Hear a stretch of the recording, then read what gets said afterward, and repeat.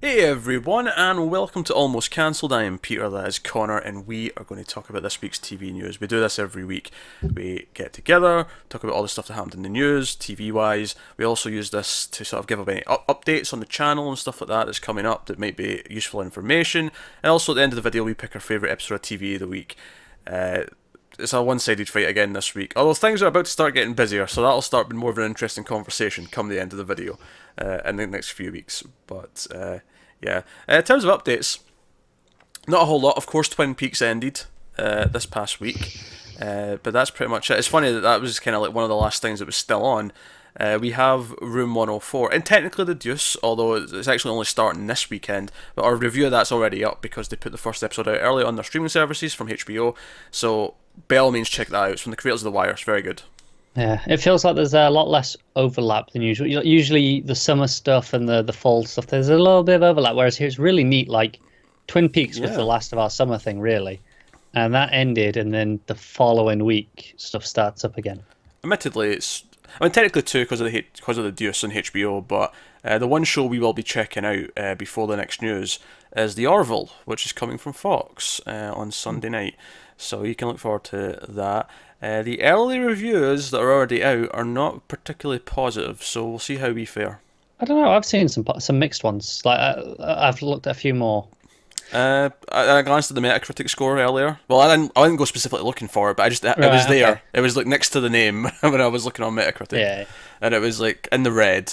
Oh, okay. I don't remember the number, but it was in the red, whatever it was. So Fair enough. I've just seen a few scattered about, and some are not positive, but like, it's all right.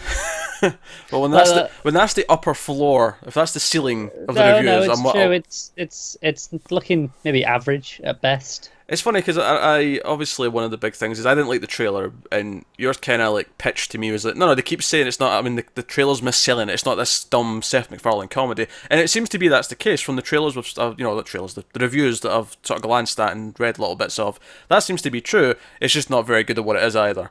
So we'll see. I've seen a lot of people saying it feels like it's straight out of the '90s, as like because it keeps talking about how it's inspired by the '90s Trek shows to the point where it just feels like one of them. I mean, it's sort of thing. And Maybe by episode 2 or 3, it'll perk up and it'll find and its footing. that's the sort of thing where it's like, okay, like I saw in an interview earlier, he was saying that he just felt that that sort of thing was missing from TV now, so he was going to do it. We'll see if Fox lets it last the season.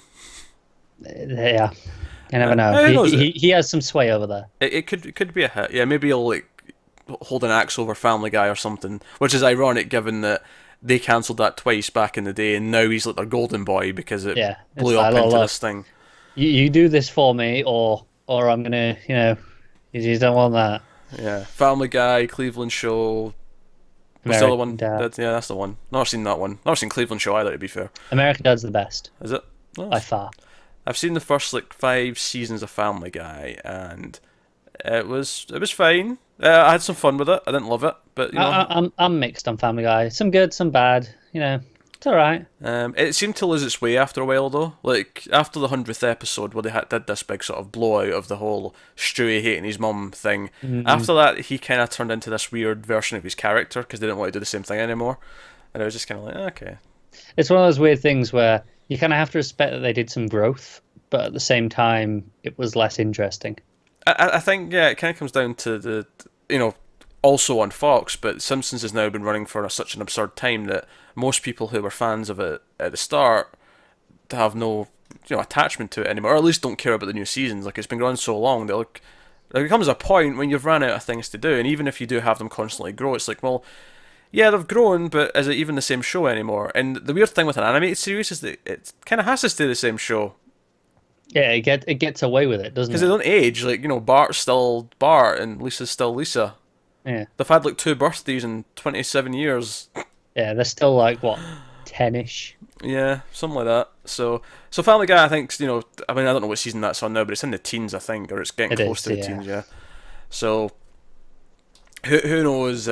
Like if there's an end, probably not in mind. I feel like because McFarlane's the one behind all it, I wonder if there's a time when he just says, you know what, I'm handing this over. I'm not doing this anymore. You can keep making it, Fox. You just, but you know, that's like the problem though, because he does so many of the voices as well. Like it's not just he's in charge from behind the scenes. Where it's not like Matt Groening can kind of step away. But just think of all the stuff that he has. Like, he's got all those voices, but think of all the other projects he wants to do. The Orville, he's doing movies, he's doing, and I don't necessarily like all these things, but he is doing all these different things. He clearly wants to do all these different things. So it's just, now I get that, you know, maybe he's not writing as much of Family Guy as he used to. You know, maybe he just comes in and does the voices, and I don't know how much time that out of his schedule that would take, but, you know, I'm just curious. That's it, like he still does so many of the voices, though, that it's got to be a decent chunk still. Because he's like, you know, at least three main characters. I wonder if that's just his weekends, like, well, the show's on there. Like, he'll do whatever he does during the week, and then it's like Saturday, Sunday, he's in that booth doing all the voices. Yeah, because he's what, Peter, Stewie, and Brian. Just out of the family, he's three of them. Yeah, and he does a lot of bit characters as well. Yeah. I no doubt. I mean, I imagine that it probably takes a degree in Family Guy to spot every character that he's done over the years. I do think he's a very talented voice actor. He is. The funny thing is, I'm in a really weird place with Seth MacFarlane where I hated that movie, the Western, Million Ways to Die in the West. I absolutely despised that with every fibre of my being. I refuse to watch that one. But at the same time, when I see him like hosting the Oscars, I'm like, no, he's actually kind of funny when he's just allowed to just crack some jokes. He's also a very good singer. Yeah. So I don't know, like I can go either way on him, but certainly the trailer for the Orville didn't do much for me, but and the early reviews are a little bit concerning. But we're going to give it a try and we'll see how we feel. And we're both sci-fi fans, so maybe it'll appeal to our sensibilities, even if it isn't the best thing in the world. Oh, it's like a 90s sci-fi show. I'm like, I don't know if I'd hate that. Yeah. But we could also just, instead of doing that, work our way through Babylon 5, because I've been looking for an excuse to watch Babylon 5, which is an actual 90s sci-fi show, and meant to be very good. And from the season I've seen, is pretty good. So, but anyway, we get news. We get news to talk about, actual news, and not just... we should probably start with that, shouldn't we? Yeah, so I always like to start with some quick things, and I want to actually remind you some news from last week. Oh, God. I've forgotten it already. We have a sequel. We have a sequel to a news story from last week, kind of. Sequel news item, or like a sequel to something that was announced? No. It's a sequel news item, but I'd say maybe arguably more of a spin-off, but definitely related. It's related to something that came up. So last week we had the news that Dark Matter had been cancelled at the end of its third season on SyFy, and we speculated as to, because neither of us watched the show from past the pilot. So we'd speculated as to, was it like a closing ending? Was it a cliffhanger? Was it this? Was it that? Not only did it end in a cliffhanger, the show apparently had a 5-season plan, which now it's, they may get some comic books or something to, tell the rest of the story. But that kind of sucks if you're a fan. It had like a specific set plan for these seasons, and it's just still gone. It does. But that's TV, isn't it? It is TV, but that's not even the sequel news. That was just I wanted to add that in because I'd found that out, and I thought, that's even more crushing for them. Like more context has made me feel even worse for the fans. They're proper spearheading petitions and stuff now because the idea that they're taking it off is timeless. That's the one that's inspired this now because that worked. That came back. I have an odd sequel to that news story, actually, in a little bit as well. Oh, God. But the actual sequel news to this is that Killjoys, which we even speculated might also end up going soon, also had a 5-season plan. But unlike Dark Matter, it just got renewed for 2 seasons. Oh, brings it nicely to its 4 and 5. Yeah, and they did say this is going to be the last seasons. They're giving them 2 more seasons to round out the show, finish it up, 20 more episodes. And I'm like, hey, no one can complain at that. No one can complain at that. If you're a fan of that show, that's perfect. They know when they're ending. They've got a set date. They're going to work through their original plan. There's nothing but good news for them.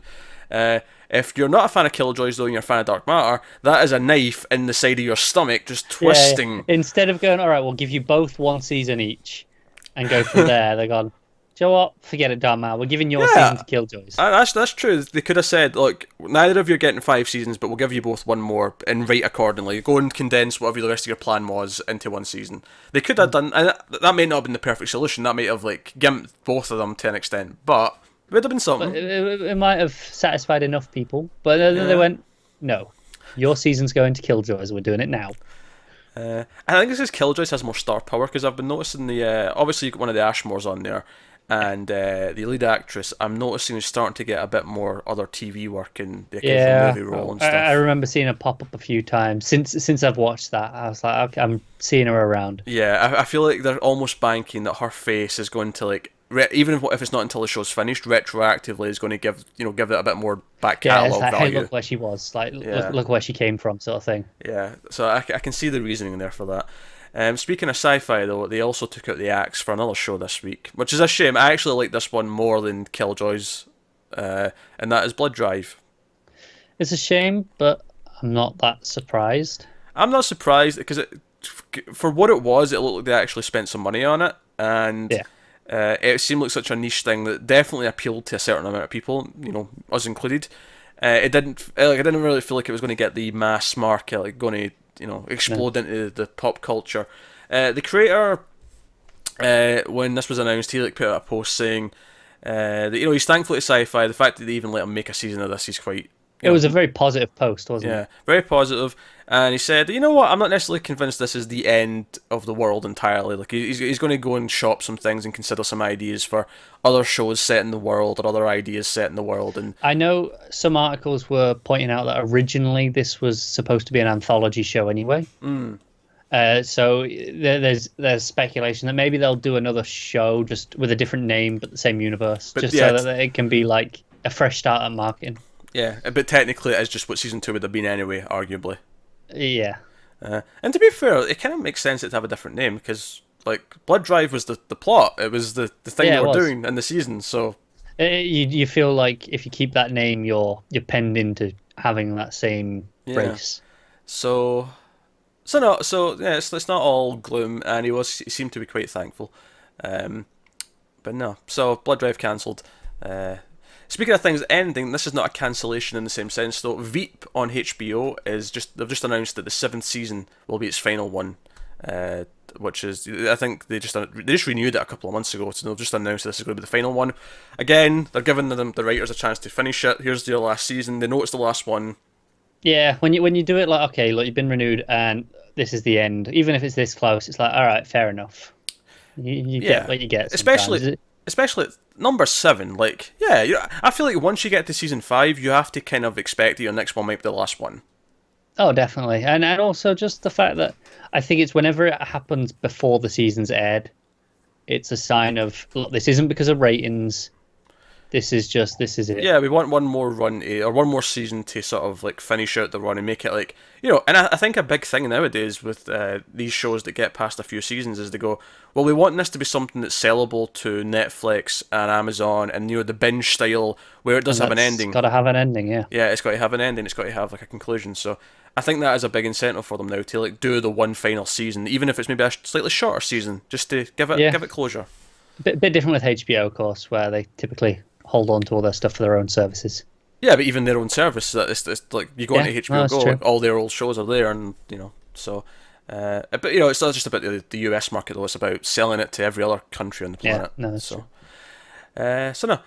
So here's I mentioned the sequel to that. 'Cause I didn't even do this intentionally, but you brought up Timeless. You brought up that something had been renewed after it was cancelled. Now we have the opposite. Now we have something that's been cancelled after it was renewed. Oh, it's not Timeless again, is it? No, it's not. It's not too many Timeless. flip-flops. It's not Timeless. It's not Timeless. Amazon has cancelled Z: The Beginning of Everything, which is the Christina Ricci period drama that they've got. Okay. Now, honestly, I would never have put this in the news because we've never talked about this show before. It's not on our radar at all. However, the fact that it was renewed and then cancelled a couple of months later is why it's here, because I want to talk about that. That is fascinating, isn't it? I'm going to throw you a different word. I'm going to say it's terrifying. Like, now I'm going to be like nervous every time something gets renewed. Okay, will it stick? Will it stick? I can't trust them until I see a trailer. I can't trust them. Oh no, you're right. There's precedent now. Yeah. They didn't really give a reason, so we don't really know why. I'm inclined to think maybe they were planning out season 2 and it was just like, or whatever season was now, I assume 2. They were writing apparently. It was during the writing process. I wonder if it was just like they decided, do you know what, the budget for this isn't worth it. Maybe it's just a case of they greenlit or renewed a bunch of other things and then looked at, okay, we're a bit over budget. What have we already renewed? And they went, okay, that one's actually really expensive for the the return that we got on it. Yeah.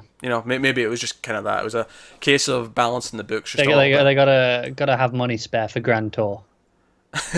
Well, I don't care about that, but if it means more stuff like the Tech and Jean-Claude Van Johnson and Refn's new series, I'm okay. I'd probably sacrifice all of that for to continue the Grand Tour indefinitely. But I would sacrifice the Grand Tour for any of those. So. No, I'm aware of that, but you're wrong.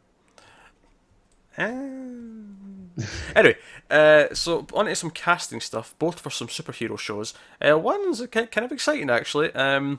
This just popped up literally minutes before we came out to record. Nick I don't Blood. I've seen this yet then. Nick Blood is returning to Agents of S.H.I.E.L.D. Season 5 to play Hunter. Tell a lie. I did see this about an hour ago. Yeah. Obviously, we wish that Bobby could come with, but unfortunately, Adrian Padalecki is on the Orville. Damn McFarlane. Yes. She has been kidnapped by aliens. She has. But I'm happy to have him back. There's no news as to how many episodes he'll be on or the circumstances of the return of the character. The fact that he's going to be there on his own does make me worry how they're going to explain why she's not there. It's like, oh, we split up. And it'll just be there for the reason that she's not there. Yeah. Hopefully it'll be just she's still on a mission or something. She's doing something. But the fact that he's there might lead to her popping up maybe in the finale or something like that. Or It's not perfect news, because obviously perfect news would be both of them, but I'll take it. He was still great. It's good. Yeah, I miss him on that show, and the show's been great.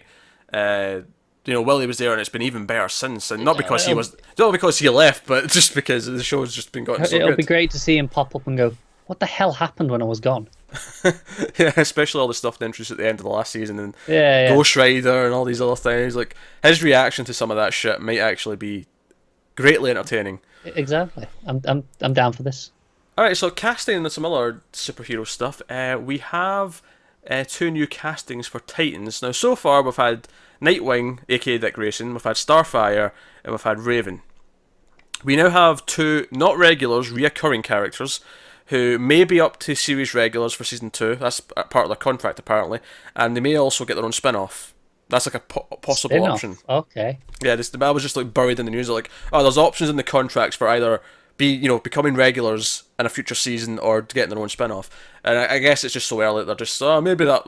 It almost feels like we might do that, but it's not. So I wouldn't really take that as like a big possibility. No, but I hadn't seen that anywhere. Like the other stuff still seems standard, but that's it's really hedging the bets. I bet the CW stuff has that on all of the new ones now. Probably, yeah, because they spin off so much goddamn stuff. Like just as a safety net. So this is for Titans. This is for DC's show that's going to be on their streaming service next year. Hawk and Dove, the hero pair, Dawn and Dawn.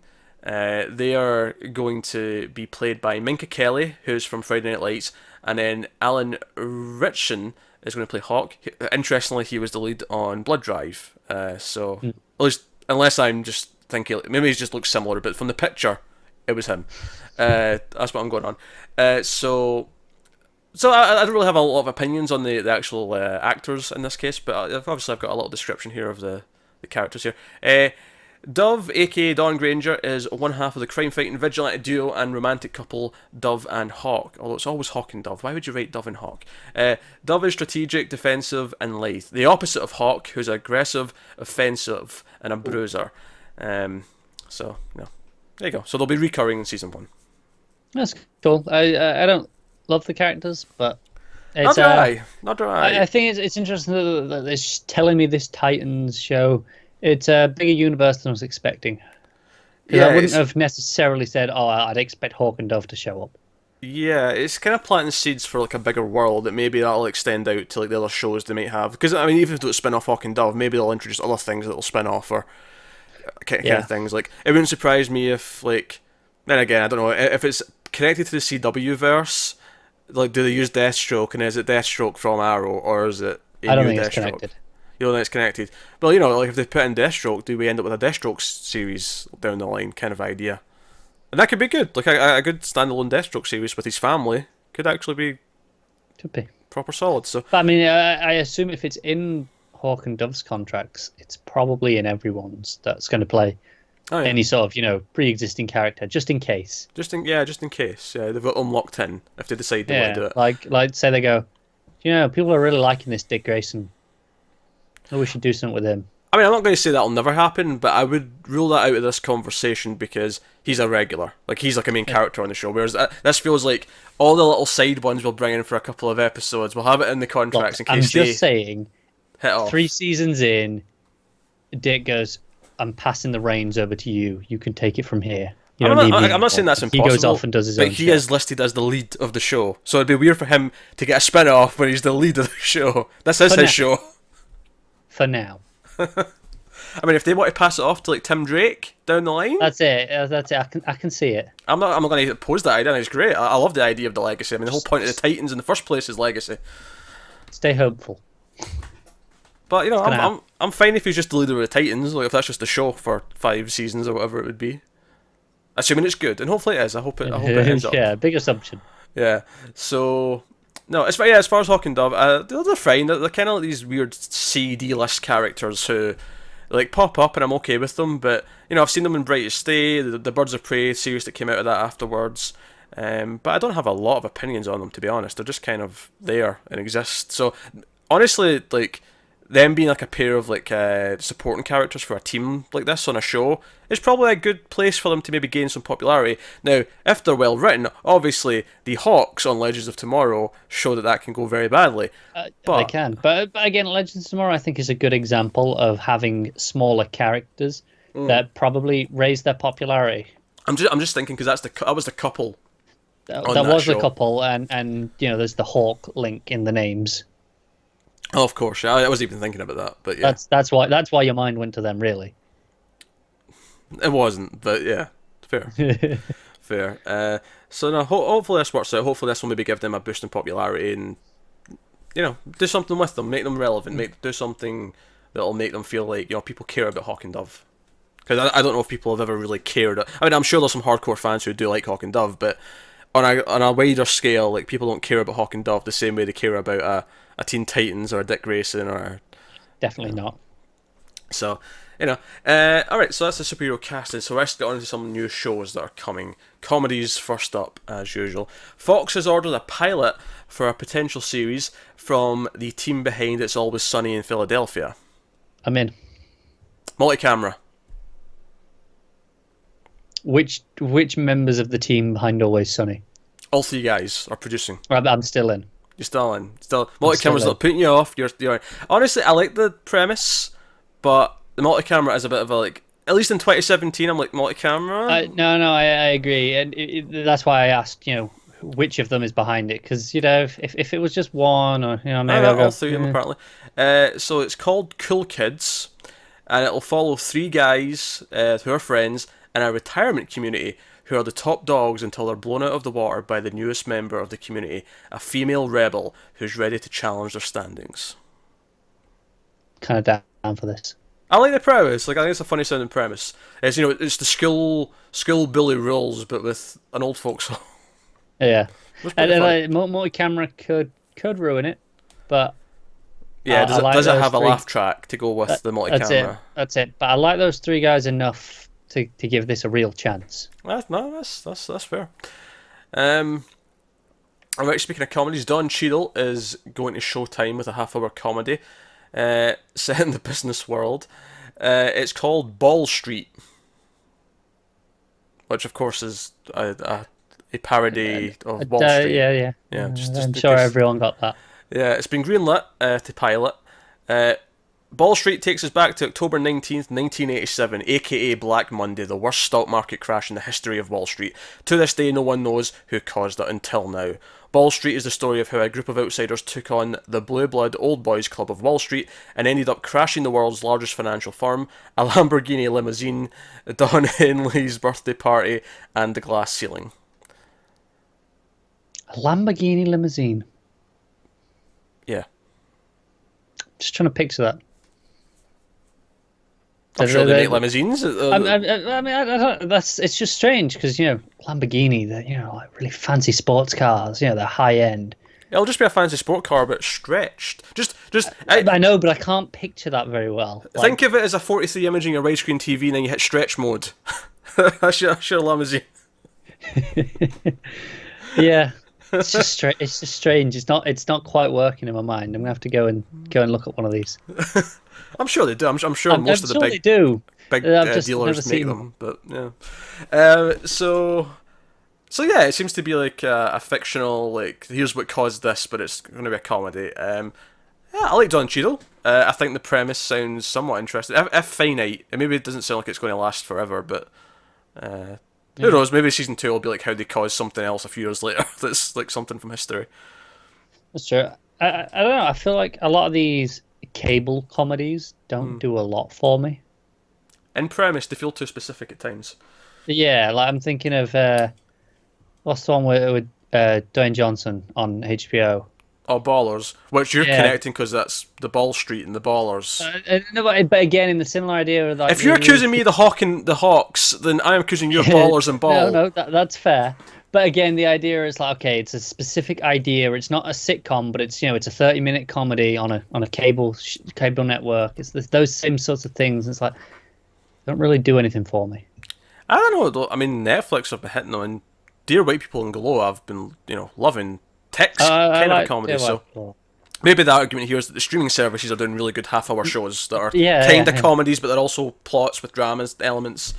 Because we've been liking those a lot. So this could fall into that category. I don't know. It could. Yeah, like I said, it doesn't grab me, but it could be all right. All right, next up, ABC is doing a multi-camera comedy.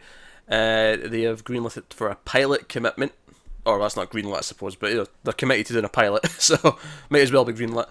It's from the Goldbergs executive producer Dan Levi, and executive producers Doug Robinson and Mark Firrick, if you pronounced that right.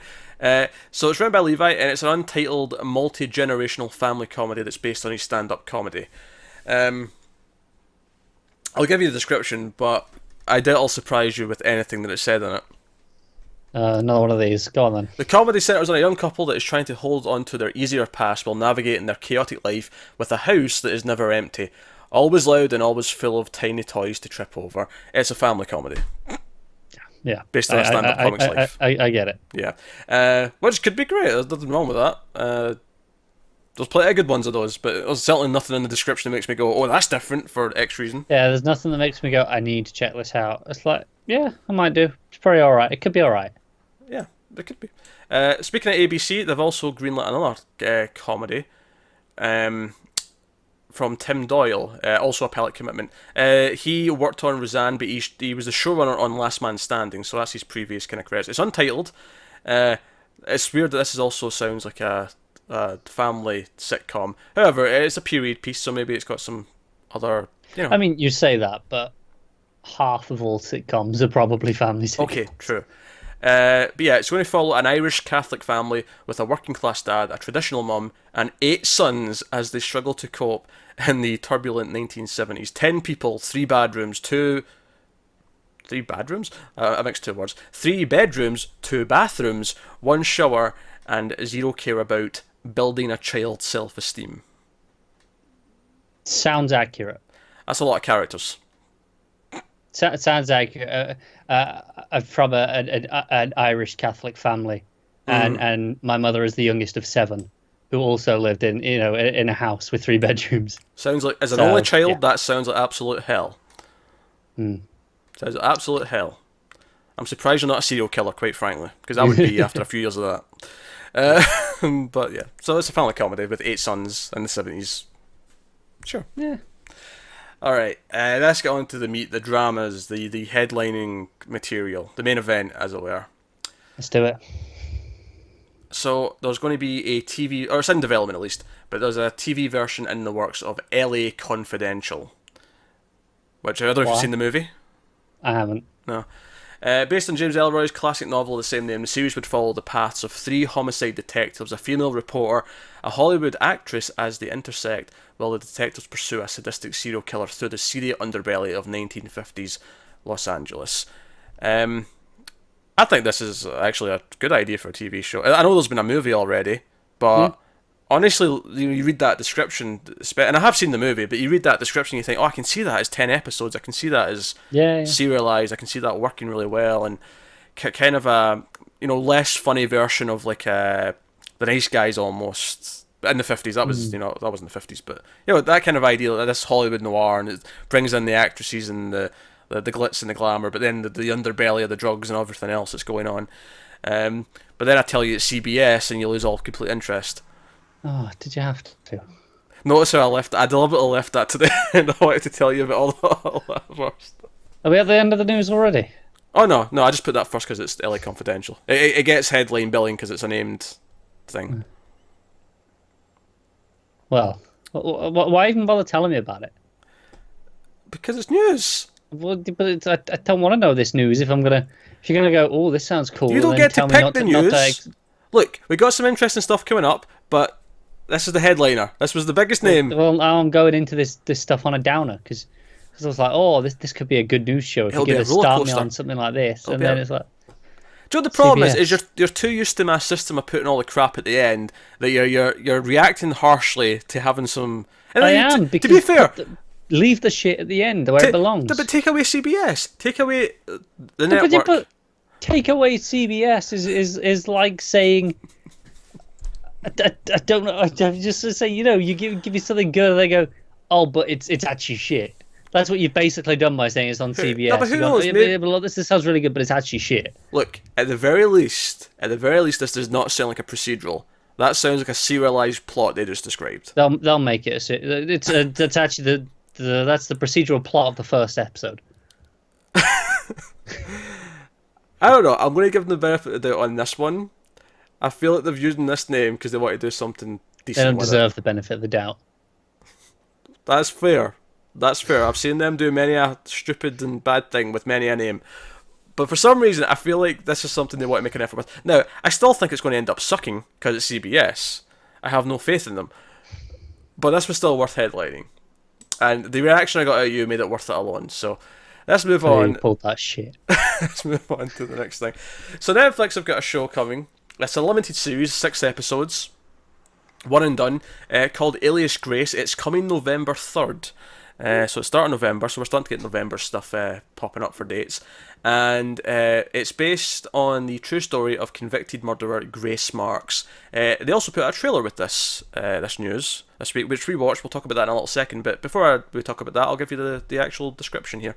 So Sarah Gordon stars as Marks, a young poor Irish immigrant and domestic servant in Upper Canada, who, along with stable hand James McDermott, finds herself accused and convicted of the infamous 1843 double murder of her employer, Thomas Kinnear, and his housekeeper, Nancy Montgomery. So that's what the premise is, based on a true story. We got a 2.5 minute trailer, so we can have a little bit of discussion as to how it looks and how we feel about it. Connor, how did you feel about it? I wasn't really feeling it from the trailer, but then I feel like that with a lot of Netflix trailers. I don't know. But do you end up liking the shows? Like, do you have examples here where you didn't feel it from the trailer, but then you went to watch the show and it was like, oh, this is actually quite good? I'm trying to think now. I feel like there's not been any Netflix trailers that have wowed me, really, from anything that they've done. Outside of the Marvel ones. Yeah, but you do like a lot of Netflix shows. I like a lot of Netflix shows. Yeah, okay, just to establish that. I've never really wowed by any of the trailers. That's something I can't think of any specific ones off the top of my head because I find most of their trailers forgettable. That's fair. Which means this could still be very good then, even if you're not super sold in the trailer. I thought it looked okay from the trailer. Like, often I'll see this period right on film, and I'll think, it's going to be this, it's going to be that, and I'm not really into it. But as it kept going, and it started to hint at all this violent stuff, and it started to hint of like, and the main character's got amnesia. You get that in the trailer. She can't remember what happened at the house, and it seems like it's going to be a lot of it's going to be like flashbacks and try to like delve into the mystery. Did she do it or didn't she? Which was funny because it was making me think of The Sinner a little bit as I was watching. It was The Sinner in like the 19th century, but. No, I think it looks okay. I think it's definitely worth trying the first episode. I feel like, there's no doubt we'll try it. It feels like there's a budget behind it, just from what I can see there. It looks like it's got a style. Yeah. It looks relatively expensive. It looks authentic enough for the period. This is my thing, like with all these Netflix, like what was the show coming up? Mindhunter. Mindhunter, yeah.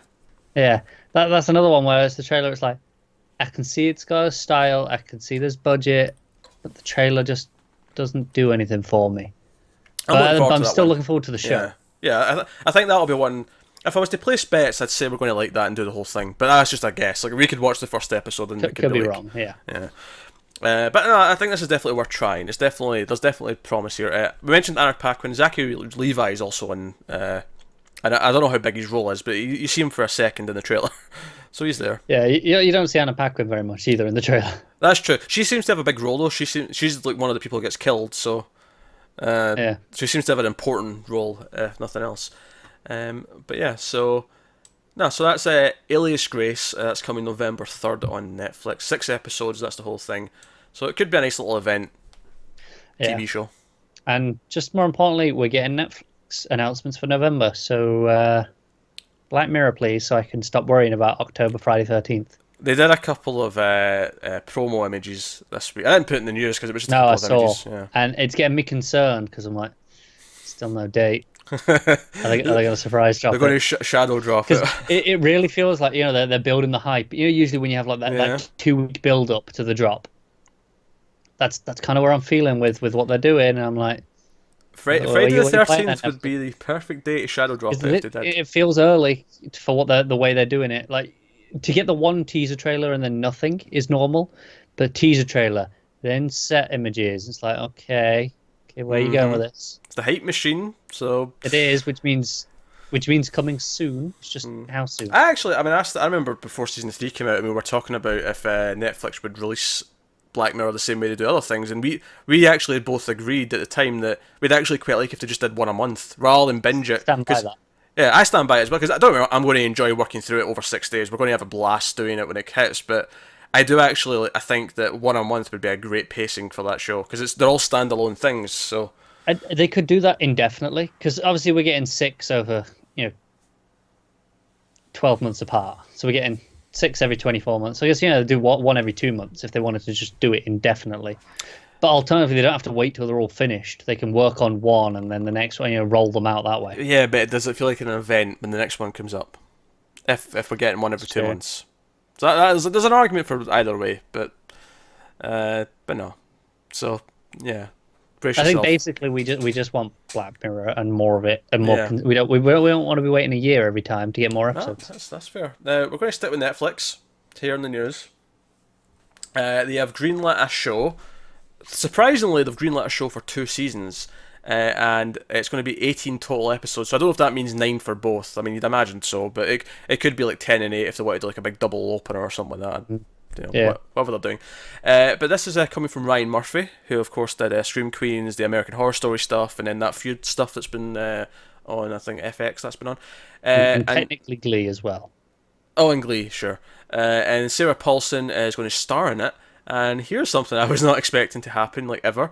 We're going to get a series, a prequel series to One Flew Over the Cuckoo's Nest. Huh. Have you seen the movie or read the book? No, not all of it. I think it's another one of those movies where I've seen chunks. All right, okay. And I know the gist of it. I've seen the movie. I love the movie, in fact. I think it's a fantastic film. And it's sort of one of those things where, if you told me, we're going to remake it, I'd be like, what? But I never expected this. I never expected the Bates Motel treatment for Nurse Ratched, but that's what we're getting. So Netflix has given it a 2-season, 18-episode commitment. It begins in 1947 and will track Ratched as she morphs from an average nurse into the monstrous authority figure she became in the novel and subsequent film. And Paulson's going to star as her. So I'm not sure how to feel about this. On the one hand, I think, leave it alone. It's kind of a good standalone story. But then another part of me thinks, well, unlike most of these kind of prequel things, I feel like very little of it actually has to do the whole, it needs to tie into all these little things that were in the movie. It can literally just be the story of how this woman goes from being kind of normal to being a complete bitch, basically. It's Breaking Bad. Yeah, it's kind of like Breaking Bad, yeah. It's kind of that downfall. I don't know if Ryan Murphy's who I'd give it to. Yeah, but then he's never really done anything like this. And I've heard, we've not watched Feud, but apparently that's good. And Oh, fair enough. same I mean, with like from my experience, it's yeah, not where I would same with thought. American Crime Story, which is him I think as well. He like that got a lot of praise and award buzz. So maybe he can pull this off if he's Maybe you can. Like, maybe I'm just doubting him because I haven't seen the things that prove he yeah. can do it. Yeah, because I mean we hate American Horror Story, but we really like Scream Queens. But Scream Queens is a really fun and goofy thing. Again, I love Scream Queens, but I wouldn't go, oh yeah, person in charge of that. That's who should be doing this. I'm honestly feeling weird about this because I can see potential for it, but part of me is also like, yeah, but like, do we need to have something that uses the One Flew Over the Cuckoo's Nest name for brand recognition? Like, everything has to be connected. Everything has to be a It does sequel feel or a like it's all prequel. just because there's a name attached to it, doesn't it? Whereas you could probably tell the exact same story. Yeah. We'd just change the names. But then, like, we can still get a really good show out of this, where it doesn't feel like It could be just, oh, it's irrelevant that they've picked that name. In It's, fact- it's good for them at the start because there's people that Yeah. will get in, but ultimately it won't matter. we compare it to Breaking Bad. Actually, that's a mistake. We should actually compare it to Better Call Saul because that's kind of what it feels like. It's a side character. Yeah, that's probably Yeah. fairer. And we can see how she became that. And that could be an interesting story. But at the same time, I have to admit, when I saw a prequel series to One Flew Over the Cuckoo's Nest, I did kind of roll my eyes, like, because it was like, oh, It's great. true, but I imagine a lot of people thought that about Better Call Saul as well. Like, do we really need a prequel series about this? I mean, it's a little bit different because you got the same creators. Yeah, the fact that Vince Gilligan was the one doing it never really gave me much concern. It So, didn't to us, but I'm sure there were people who were like, do we really need that? yeah, well, by the time Better Call Saul finishes, we can really stack it against Breaking Bad and decide, like, was it worth doing? And I mean, I think already it's worth doing it because we've loved it, but I think even if it fails the ending, and we get to the end, it's like, well, okay, as just for his looking just at purely him and doing that, was it worth it? It might not have been, but overall, it's been damn entertaining. I think it's been more than that. I think it's already been worth it. I Yeah. don't think there's ever a question if it's worth it at this point. We've had 3 great seasons where, Yeah.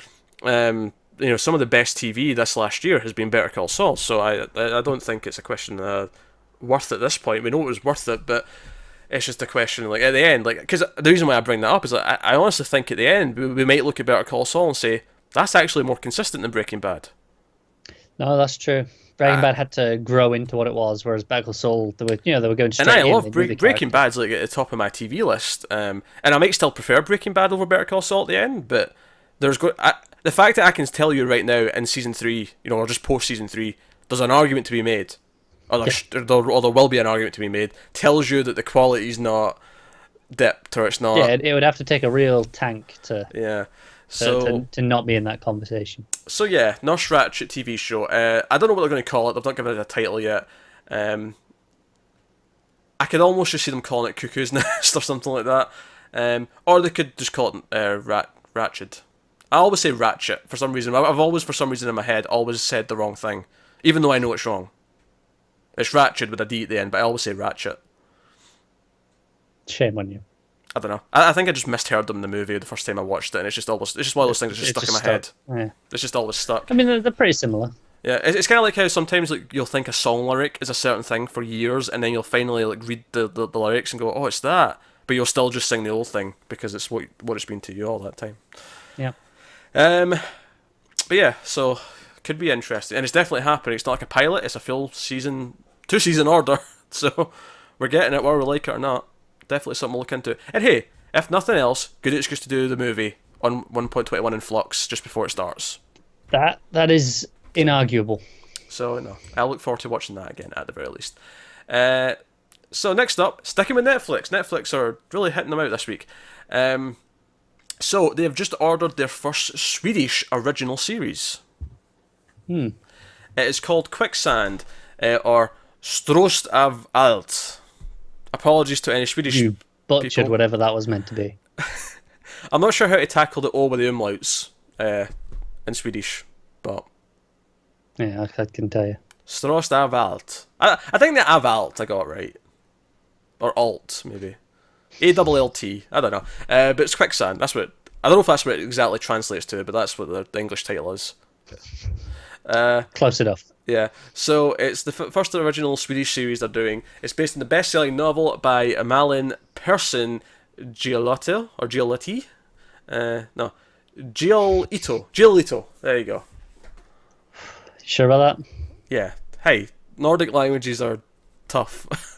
And you know what I love? I love that they're tough in a completely different way than any other tough language. You can tell a language is Nordic. They've got a very specific kind of, yeah, screw your vowels. It's the closest thing I think to it is Welsh. Welsh is worse though. Well, Welsh is like if Nordic was on drugs. Yes, yes. So interestingly, the bridge writer is writing the show, which I've not seen that show, but I do remember hearing a lot of good things about that when it was on. I don't know if you ever heard of it. The Nordic series, The Bridge, was a crime thriller. Yeah. So yeah, the book Quicksand was voted Nordic Crime Novel of the Year in 2016. It centres around a mass shooting that takes place in a prep school in Stockholm's wealthiest suburb. And a normal high school student, Maja Norberg, who finds herself on trial for murder. When the events of that tragic day are revealed, so too are the private details of her relationship with Sebastian Fagerman and his dysfunctional family. So it sounds like we've got a murder kind of mystery investigation, but the murder happens to be like a mass school shooting. Okay. Sounds so Nordic heavy. Does noir very well in police investigation stuff. You know, girl with the dragon tattoo, all that kind of thing. So I'm actually kind of excited about this. It does sound heavy. I do not expect this to be a cheery, feel-good show. I expect this to be moody and broody from the word get-go. I think that's kind of just, you think of anything Scandinavian in general. You just kind of feel that sort of bleak. Well, it's not. They actually, honestly, it depends, because when they do something like this and everything's snowy, and the snow is great, but it adds all this bleak atmosphere to it, because it feels like it's, not post-apocalyptic, but like, yeah, it's like desolate. It's like, you're in the middle of the Antarctic almost kind of feeling. However, when it's not snowing and you go to like some of the mountains and like the sort of lake towns and stuff, it's like really beautiful stuff. Like it is, but I feel like even those, when I see them on like film or TV, there's just a filter on it, knocks out some of the colour, and it's like, oh yeah, the filming style. Yeah, they've got a filming style that makes it look that way. Because I watched The Wave earlier this year, which was a disaster movie set in Norway. Yeah, I think it was Norway, and it's based on a real thing that could happen. There's basically like a rock slide that could happen, and if the rocks all go in this water, this small town at the end of this sort of like body of water that's in this little valley, like would just be completely decimated, and that's what the movie was about. But that was beautiful. All these opening shots looking over at the mountains and the lakes and all the smoke and the mist going over them and stuff. It was just gorgeous stuff. The Nordic countries, and then kind of like a sort of kind of neighbour, like your Iceland and your Greenland, like those. They have a very nice, like sort of crisp, cold look to them. It's quite beautiful. They do. Yeah. I really like it. Like my favourite part of that movie with Ben Stiller, Secret Life of Walter Mitty. He goes to. Actually, there's a joke in the movie that he gets the person who keeps talking to him says the wrong one, so I can't actually remember if it's Iceland or Greenland. But he goes to one of them, and there's a lot of he skateboards down like this road, and it's great stuff. It's just in terms of visuals, just great stuff. I heard good things about that movie. Oh, that was good. I like that movie. But I'm down. You know what? I'm really getting into all this Netflix foreign original TV show stuff. Like I'm excited about a lot of them now. Yeah, why not? We got that German one coming this year. So far, things have been good. Yeah, we obviously had 3% last year. We got other things coming. So no, Quicksand, and I imagine the title's Quicksand because the main character will feel like they're being pulled under quicksand and sinking without any hope of sinking with no escape. There you go. That's how you do it. Okay, so let's move on. Are you finished with Netflix then? Is that what you're saying? Yeah, we're done with Netflix. So you didn't have Jaden Smith's anime series? Did you even see this? I want you to think back over that sentence, right? No. And I thought it was big enough just to mention at least. And I want you to just think about that word anime that was in there, and why my eyes might have just skipped it as I was going down the page. No, I understand that, but it had a reasonable cast list from memory. I just thought you might have picked it up somewhere. No.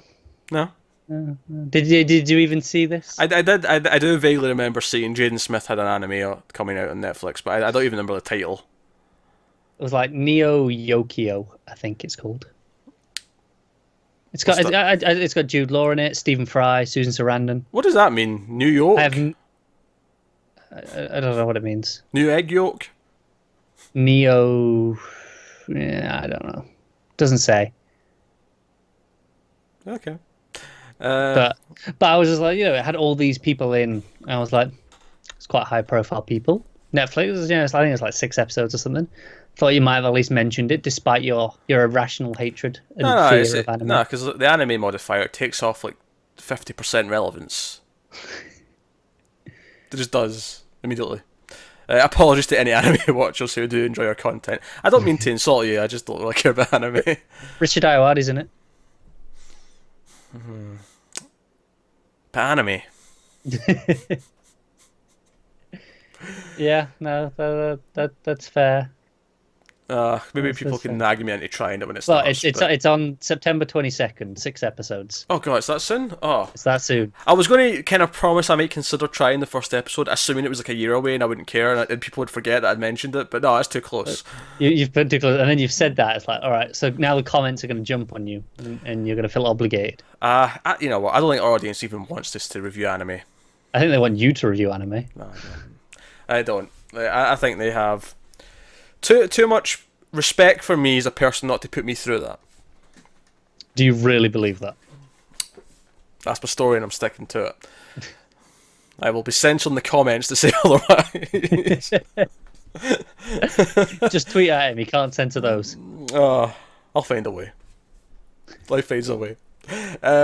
Okay, so moving on, we have a new show coming, of course based on a book, going to be starring Kate Mara. It's based on Nellie Bly's book. It's called 10 Days in a Madhouse. Although, the series itself has no title yet. So they might take the book title, but they might not, given they've specifically said it's untitled. Despite the fact that there's an obvious title to take. It's coming from Entertainment One, who's making it. There's no network or streaming service as of yet. But the drama series follows the experiences of the first ever female... So it's based on a true story, by the way. Based on the true experiences of the first ever female undercover journalist, Nellie Bly, played by Mara, as a reporter working for Joseph Pulitzer in the 1880s. Which is actually kind of funny to read about a news reporter story, but they actually work with Pulitzer. Because you think of Pulitzer Prize, they always talk about that. But yeah, in the 1880s, Bly feigned insanity and got herself committed to Blackwell's Island Asylum to report on the conditions firsthand. So this was faking that you were crazy to get into the nut house and then writing on it. That was a bold move back then. Yeah, I saw a really good movie. I don't know if it was based on this specifically, but it's called Shock Corridor. I have the Criterion Blu-ray, in fact, which is quite good. Of course you do. But I don't know if it was based on the same thing. Oh, it's very similar though. Very similar plot. I think that was set present day when it was made. But I've definitely heard her name before, because when you were saying the name, I was like, sure, I've heard it. So it must have come up somewhere. Obviously, it's a historical figure that gets brought up when things are relevant. The book was actually originally published in a series of articles for New York World, but later they were compiled into the book, which was not even that late. It was 1887, so it was a few years later that they did this.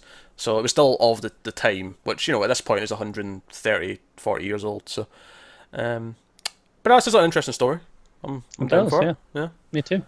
So no, and luckily it's Kate Mara and not her sister, because I don't like her sister for some reason. But no, I agree with that. I don't know why. I have no legitimate reason to dislike her, but for some reason she really annoys me. I can see it. I don't know what it is. It just does. It's why when people tell me that they like Fincher's version of Girl with the Dragon Tattoo better than the Swedish one, I'm like, nah. Sure, it looks nice, but give me the Swedish one. So next up, we don't have a lot of news information on this, although you could just look up the history of a person if you want to get more. But Chris Pine is actually in line to star in a limited series for Hulu about Robert F. Kennedy. It's going to be based on the biography by Larry Tye called Bobby Kennedy, The Making of a Liberal Icon. That may or may not be the title of the actual show, though. Again, it's not specified. Yeah. I imagine it'll be shortened at the very least. Because Making of a Liberal Icon doesn't really sound like a TV show title to me. But I mean, it doesn't, does it? So they didn't give us any information as to what it's about, but it's about a real person. It's based on a biography. So. Yeah, so You can go and look up his Read the Wikipedia biography page. if you really care. Aye. So, yeah, sure. Oh, interesting. I like Chris Pine. Yeah, Chris Pine's fine. I'm not typically excited by biopics specifically. For some reason, I get that. I often, even if I'm interested in the person or the subject that it's about, I often find they fall into this trap of feeling like they have to get so much of their life into the Yeah, whole where they thing. try and do the whole life. It's like just focus on a point. Yeah. So I can't think of anything off the top of my head, but there's a few examples that I really like because they really narrow it down to this one like week in It's their life or something I like tell you that. one I really liked. It was the Steve Jobs one. I haven't seen it, but yeah. It was because that was just 3 scenes essentially. It was like each one was like 10 years apart at a different keynote Okay. speech. So it focused on just 3 points in his life, and that worked really well because of that. I thought. Because again, like I had this focus, you got what the point was instead of going, "Here's the entire life," even though it was technically 30 Yeah. years. So some translate better than others because sometimes if there's someone who won like this isn't a specific example I'm thinking of, but I'm just using this as a sort of hypothetical. If it's someone who won a sports competition, they kind of make it as a sports movie about the competition, and that can Yeah. translate quite well because that's obviously like a movie format. But sometimes it can, and the reason why sometimes it feels a bit weird as well is because it's based on a true story. Sometimes like things happened in real life that you would never put in a script. And because of that, the movie feels kind of weird because it's like, And obviously we're used to movies being a certain way because they're yeah, written in a fictional way. So it's like they're written to be intentionally interesting, and because, yeah, whereas you would, life does things differently. yeah, you would never like you're not supposed to just like pull out a Deus Ex Machina in the last act, but sometimes that's what happened in real life, and you have to put that in the story.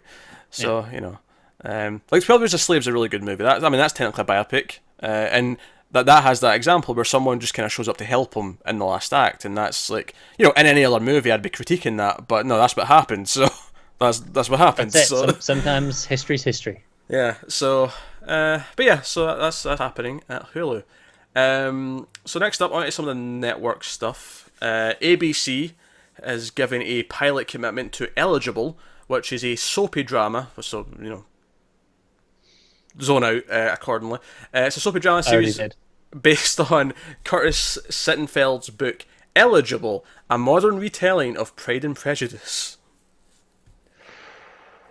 As if I wasn't out already.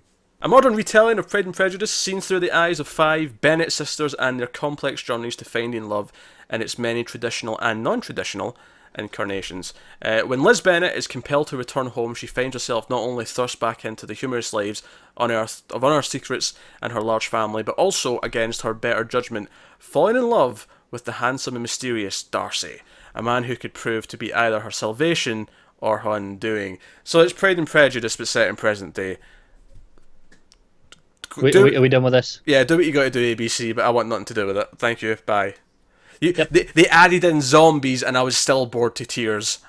I'm good.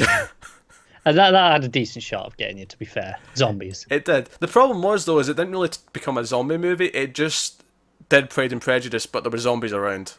Like, it focused too much on the sort of actual Pride and Prejudice drama for me. Oh, right. And you wanted zombies to come in and tear them all to shreds. Yeah, well, because there was a scene earlier on where like all 5 sisters like become badasses and like tear through zombies. I thought, oh yeah, let's get more of this. But then it just kind of it focused on the actual romance plot for the rest of the movie. What you really wanted was Darcy to be bitten by a zombie. Yeah, have all of them bitten by the zombie. Have the one sister have to kill the rest of the sisters because they're all zombies. I don't know, do something like that. Basically, just more zombies. Just an actual zombie plot. It was just the zombies were almost inconsequential to the film past a certain point. It was just it was just the same old love story. Yeah. I guess the problem is it gets to a point where it's just where you go, well, why is this even Pride and Prejudice? Might as well just made a zombie movie, but a period piece. And then you complain, well, they're just using the name because it's brand recognition. They can't win. They could win. Like if they actually inserted zombies in a way that played in the tropes of the book, that could have been interesting. But it just kind of felt like they, past a certain point, it just sort of, oh, there's zombies in the world, but it's the love story that's important. Like, because I could see them doing it with other things. Like I could see putting in like zombies into, I don't know, like say like any war movie almost. You could replace the opposite side with zombies, and make some like points about it, use it as satire, use it. You could do things with it, whereas it just didn't feel like they did anything with it to me. But no, that's a complaint for another another day. Yeah, went off on one a bit there, didn't you? That was your fault. You prodded me for more. Anyway, so last up in the news, we have 2 shows in development from Gina Rodriguez in different networks, admittedly. One at CBS and one at CW, and they're both centered around the Latino community. The CBS project is a drama called Have Mercy, and it's based on a German format called Doctor Illegal, which they should have kept that name because that sounds amazing. Way better than whatever they've got. Have Mercy. See, I'd already forgotten. I'd forgotten you told me the title. It centres around a Latina doctor who is unable to practice when she immigrates to Miami. She begins to work as a nurse's assistant, but risks everything when she opens a makeshift clinic in her apartment to serve the community. CBS, so it's going to be a procedural. So Yeah, I could care less about that. the CW project is a dramedy called Illegal, which is maybe why they changed the name of the other one from Doctor Illegal to the other thing. But hey, so this is based in the life of series co-executive producer and writer Raphael Agustin. The series follows a 16-year-old American high school student named Raphael who discovers he is in fact undocumented. So he finds out he's illegal like while he's in high school. It's annoyingly relevant this week. It is. Admittedly, there's not a whole lot there. I like the fact that it's dramedy though. Does actually, yeah, okay. I can see like if you're, yeah, it means you can see how it fits onto the CW. Yeah. That's what you meant by that. It's not a lot to go on. I'm not like excited by it, but certainly out of the 2 of them, that's the one that's okay. I can see the potential there in terms of like how they're going to tell the story. Yeah, that's far more interesting to me. The name's boring as shit though. They need to. Yeah, no, I agree with that. But I mean, admittedly, you have all these. There's a movie franchise called it, but I actually think a better title for that would be Alien. yeah, see, it's just immediately more interesting, isn't it? Yeah, it just sounds like, and then you're like, oh, it's not a sci-fi show. It's about an immigrant, or It's just better. yeah, it just sounds more interesting. But yeah, I mean, it sounds like a fine idea. We're showing our bias there, aren't we? Maybe a little bit. However, I mean, I like that there's 2 different networks making something like this though, because I feel like we've been having a lot more diversity on TV this past year or 2. Certainly, there's been a lot more black-focused shows, so it's nice to get a couple that are coming from a different community. Yeah, just a shame one of them's going to be shit 'cause it's on CBS. Yeah, but everything that's going to be on CBS is. Oh, interestingly as well, actually, CBS were under fire recently because almost none of their new shows this year had any like female talent. Didn't we have? I'm sure we had this discussion already. We probably did, but it made me think like of it. A month ago. We probably did. But you couldn't remember the name of one of those shows about 10 seconds after I said it. That was a boring name. This was an interesting discussion that we had. It was an interesting discussion, but god damn it, Connor. Anyway, so that has been the week's news. So that takes us nicely on to picking our favourite episode of TV of the week. Now, admittedly, as far as I can remember, it's between 2 things, because it's the only 2 things that were new this week. No. It's between 2 things. Twin Peaks 17 or Twin Peaks 18. But for the record, Room 104 also had an episode. Yeah, whatever. So you're actually going to pick between the 2 Twin Peaks episodes? I don't know. I think it'd make it more interesting. Okay, well, obviously Twin Peaks is winning, but 17 or 18. Well, there was never going to be any doubt of that, was there? No, there wasn't. Why not? Let's shake it up a bit. Because there's advantages to both. Whereas 17 had the real emotional beats. It's like that was really hitting the feelings. But then 18's like, where's this going? What's this doing? Which feeling is better? I'm going to say 18. Now, 17 did have the emotional stuff. It did have my jaw on the floor for like the last 20 minutes of the whole goddamn episode. Tears were in the eyes. It was beautiful. It was serene. It was, it was everything that 25. I mean, it wasn't 25 years for me, but it's worth of story. Yeah. But in terms of like build up, in terms of like, oh, this started all this time ago, and you're bringing it all to this close, it had all that emotion. But 18, I think, for me, is the better episode, just purely because it's been 5 days, whatever it's been, and I'm still thinking about it. No, I, I agree. I'm still thinking about that last scene. I'm still thinking about what it means. I've had new ideas since then. I've read more theories online, some of which I agree, some of which I agree with parts of, some of them I don't agree with at all. And it's, I've already evolved all my theories for the ending into like, I mean, I've not completely changed my ideas. The core ideas are still there, but the little things that tie into other things and just little things that maybe thematically link to it, like, I'm still thinking about it. I'm thinking about how tense that entire journey, in the last half of that episode was to get That's to the it. location. I'm thinking 17. Maybe the first half was almost a little rushed in the sense of that there was yeah. that climax at a point. It was like, okay, maybe we could have spent a little bit more time with that. Yeah, I think that's fair. I mean, But then, like you say, I like it legitimately were like tears in your eyes and like really hitting the emotions. maybe there's an argument that the thing that happened at the end of 16 should have happened at the end of 15, and we could have had an episode of like what everyone was kind of looking forward to happening for an episode.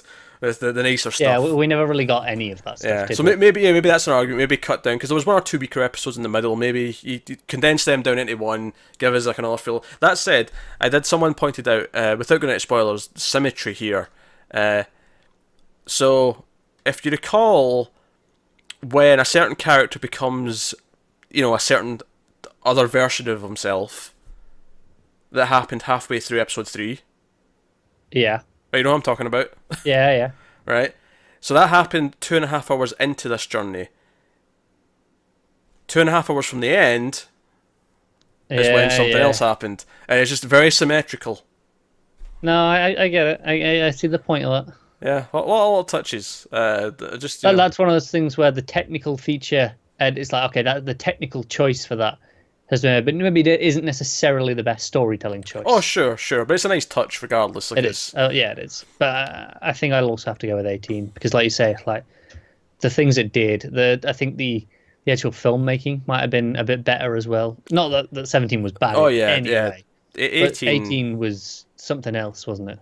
Yeah, 18, and all these different theories about what the ending means, and like I think as times went on from the weekend, more and more I'm like, I think it is the ending, like, and I think this is why it's the ending and why it means this and why it means that. And that's not to say that I don't think they could announce a season 4 and I wouldn't be over the moon and like jumping with like with excitement about it. But like more and more I'm thinking about it, I'm like, no, I can kind of see why it is the ending, like what he's saying with the ending, and so. No, I agree. Like I said, it's stuck with you, and it has for me too, and it probably will for a while longer still. Probably forever, because that's the good thing.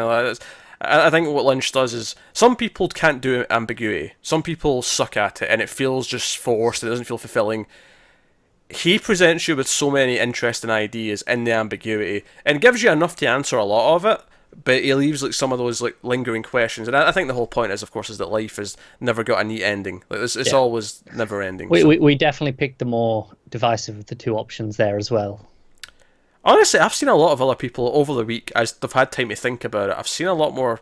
People coming around on it, you think? Yeah, it's funny because when we reviewed it, I said, I think 18 will age very well, but I agree with it, but not this quickly. But I didn't expect by the end of the week, there's already like half the people who said they didn't like it as much are already coming round to it. I mean, I haven't seen all that stuff. I was just like, there was a lot of people really 18.